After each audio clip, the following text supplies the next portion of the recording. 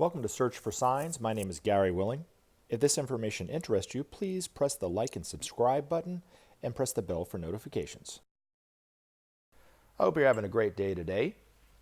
It is February the 10th, 2020, and I hope you're having a good time doing what you're doing where you're doing it, right? Now, I wanted to respond to a comment that a person put up on a video that I think I recorded it months ago, but this person just put this comment up today, I think. And the person's name is Nelson Mandela. I think I'm pronouncing that right. Maybe I'm not. I'm sorry if I'm mispronouncing the name. But the comment was, since Benjamin Creme's death, Maitreya has lost credibility. Now, the reason why I'm talking about this now is not in a defensive manner, but more of the fact that this person's probably not alone in thinking this. And it kind of goes along the lines of some videos that I put up in response to some comments that some people put up a month or so ago.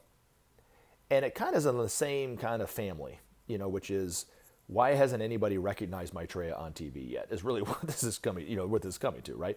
Now, Benjamin Creme, of course, was the spearhead of this information, and he spoke about this information in such a wise and simplistic kind of way that since his passing, of course, there's nobody, myself included, that can share this information in the way that he did. But it doesn't mean that Maitreya is not who Benjamin Creme was talking about, and it doesn't mean that Maitreya is not real. Now, even if you were to go back, 5-10 years ago and ask Benjamin Creme, "Are you going to live forever?" He would have told you no. These masters can live as long as they want in the body that they're in, but humanity, we, live for a certain time and die. It's every one of us. We're all going to pass away at some point. But this information about Maitreya and the Masters of Wisdom and the reappearance of the Christ, or however you want to look at it, is far greater than just who and what Benjamin Creme is as an individual. And in fact, to quote Maitreya, to prove my point about this, is it's far greater than even Maitreya and the Masters of Wisdom coming back. Now, what do I mean by that? Now, the reappearance of the Christ is not a single event. It's a process that's been going on for eons, and it's a process that will continue to go on for eons because it's about humanity. Maitreya said, keep your eyes on the prize, and the prize is humanity. It's not even about him, it's about us. It's about us living together as one family. But how do we do that? How do we create the structures that support that and so forth? It's also in the, talking about living as one, it's also about the fact that we need to preserve and save our only planetary home, Earth, because right now we're not living life like that. There's no balance to the way that we live in nature. So we just chop, chop, chop, chop, chop, chop, chop, chop, like it doesn't really affect anything. And if one person only did it, it probably wouldn't mean much.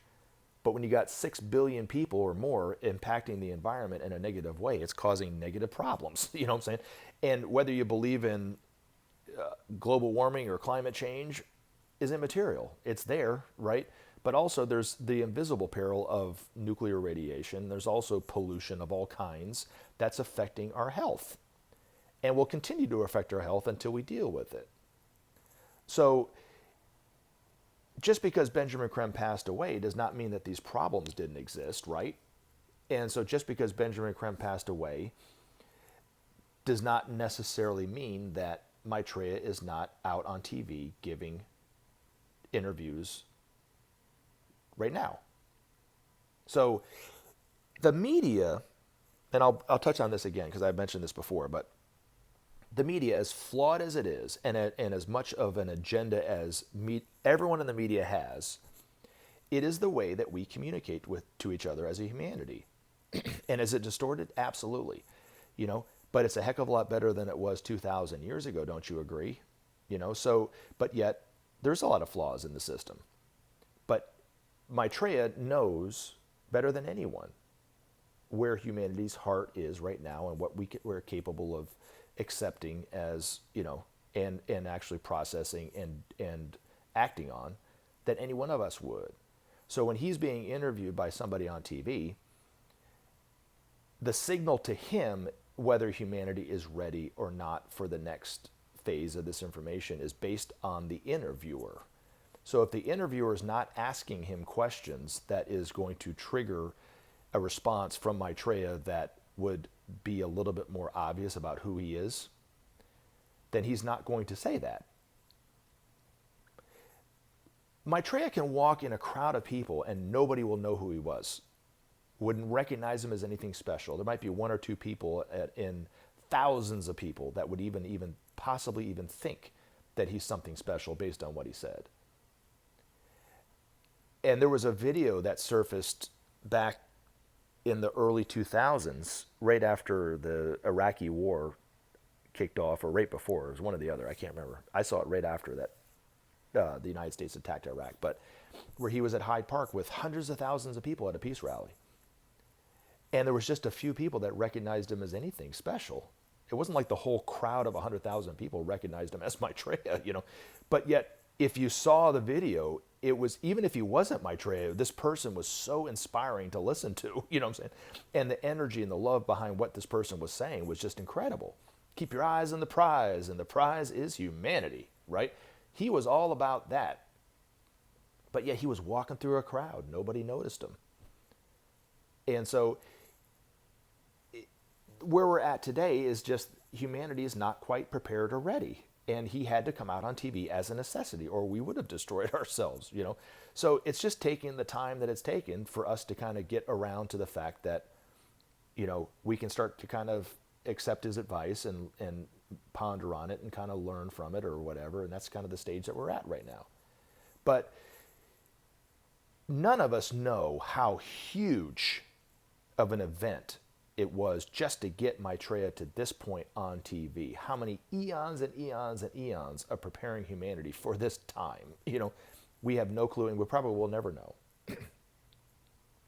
But we also don't know how massive this event is for humanity and what it really means for humanity until we start living it, really. That it's not going to end. It's not going to be it's not a finite thing. That this process that we're going through today with Maitreya being on TV is the absolute best way for us to save ourselves. Maitreya can't assert his advice. He can't interject it in a way to infringe on free will. We have to learn it ourselves. Or, if not, yes, he could theoretically, assert his opinion or assert his suggestions without us truly with infringing our free will, right? He's not going to do that, but let's just say he did, right? We might step back from the precipice for a time, but we would find ourselves right back there again. Humanity has to realize the danger of the place that we've all put ourselves in. And we have to wake up to the fact that that's the case, or we will come right back to it at some point. It might not be a year, it might be 6 months, it might be 6 years, 60 years, I don't know. But eventually we would come right back to that point. The way Maitreya is doing this is to allow us to wake up to where we never, ever, ever go back to this point in this crisis again, ever. But this is the way it has to be done. Now, do I think that Maitreya's lost credibility because Benjamin Creme died? No, of course not. I think he's on TV doing what he's doing. But when humanity's ready, humanity will start to ask him questions that will actually lead him to say more and more. And then as time goes on, people will start to recognize him as something extraordinary. They might not know anything about what Benjamin Creme was saying, but they will start to recognize him more and more. Now, according to Benjamin Creme's own master, even after he first started giving interviews on TV, it started to have a profound effect on the people that were listening to him. And most of them weren't even aware that this was going on. I'm totally relaxed about the situation with him on TV. I know that he's doing what he's doing, but I've also had a lot of experiences with Maitreya that lead me to believe that there's truth to this.